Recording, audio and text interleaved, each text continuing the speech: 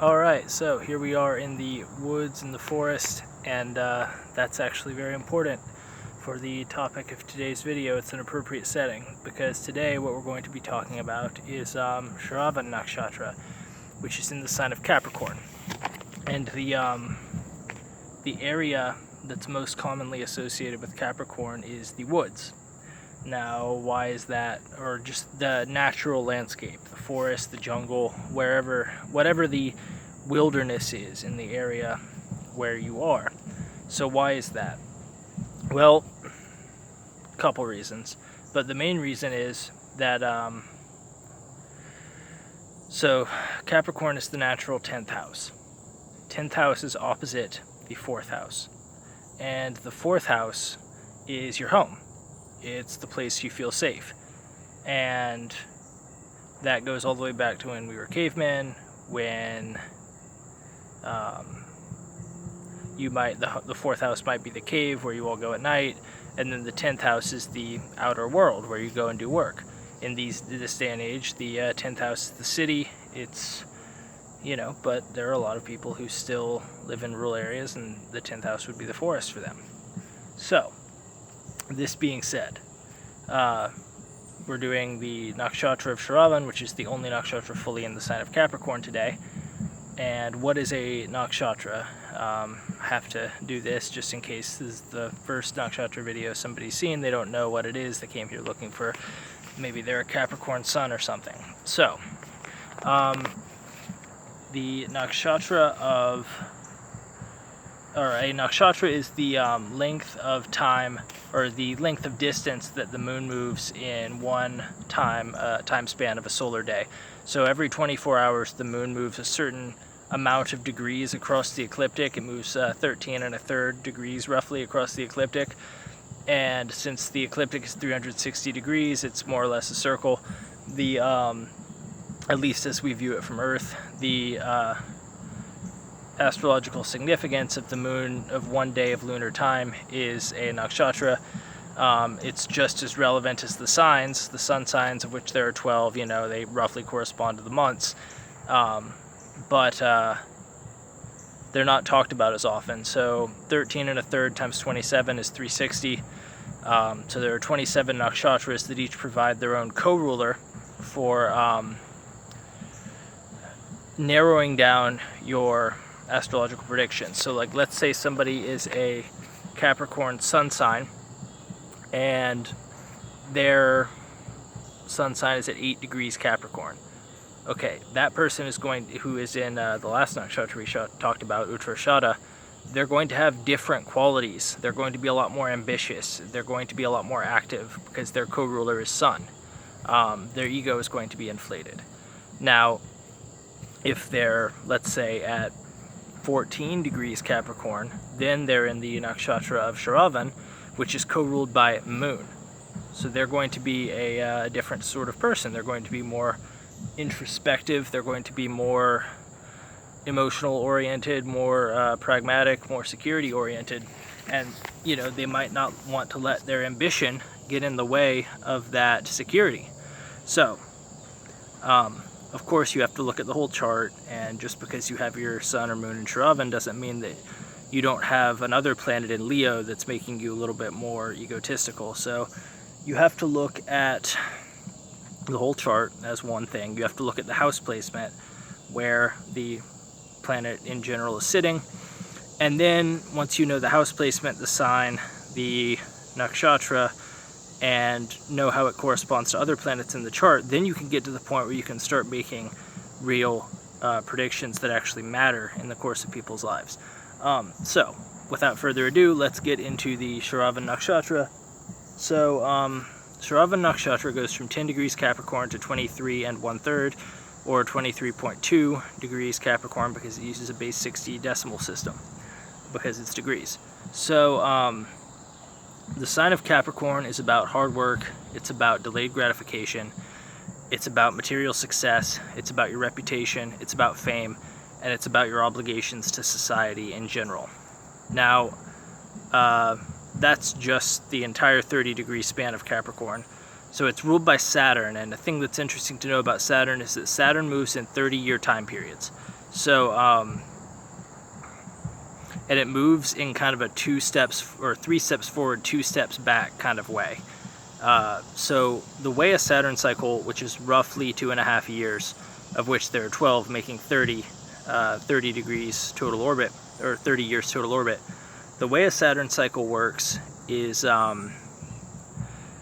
for about a year, for about 8.5 months or so, you get forward motion, direct motion, and then for 3.5 months, you get retrograde motion. And what the Saturn retrograde does is it throws up obstacles in that particular chapter of your life. And then for another 8.5 month period, you get direct motion after that, and you take that feedback that you got from those interacting with those obstacles and you move forward with it. And then you get another retrograde period where you get obstacles. And then in the next direct period, Saturn switches over to the next sign. But that's a 2.5 year process. It takes a very long time to get your goals. And Saturn is a karma-oriented planet, meaning what you do during these Saturn transits actually matters. So if you don't learn anything from dealing with these frustrations, if you don't even realize you're dealing with them for a particular reason, or if you don't have any purpose or orientation, then you could just be getting frustrated for nothing, and Saturn won't give you anything because it sees that you are not doing the work. So it's a harsh teacher. It puts obstacles in your way. It gives you desires. It makes you anxious if you're not fulfilling your desires. And if you don't learn through interacting with the obstacles, then it will keep you in that state of anxiety and not give you the things that you want. So, this being said, the co-ruler of Moon in Saravan Nakshatra, it makes somebody firstly, Moon is your emotional state, it's your desire for security, it's your family relationships. It's not necessarily what makes you, gives you pleasure, but it's what makes you happy. So there's a difference, right? Like, your family might not give you the most pleasure when you're dealing with them. They can be quite difficult.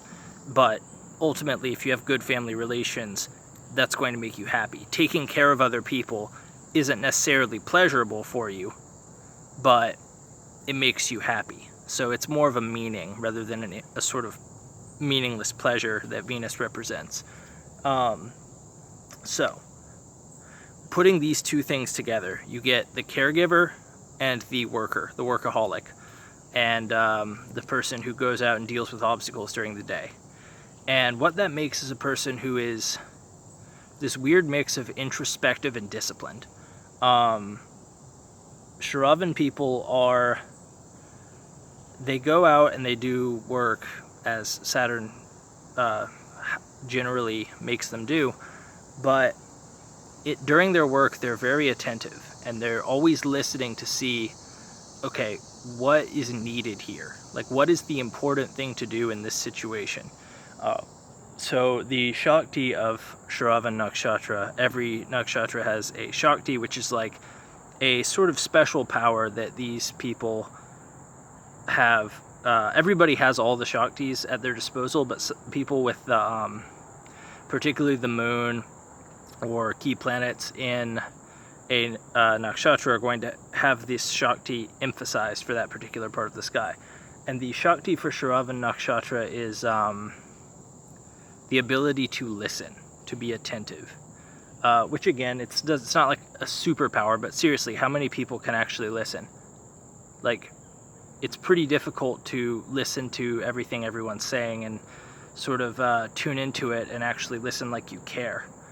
As opposed to what a lot of people do, which is just wait for the response so that they can and think about what they're going to say to prove themselves right during the next time it's their turn to talk. So yeah, these people, their karma is listening. It's therapy. It's you can see psychotherapists with this. You can see detectives with this.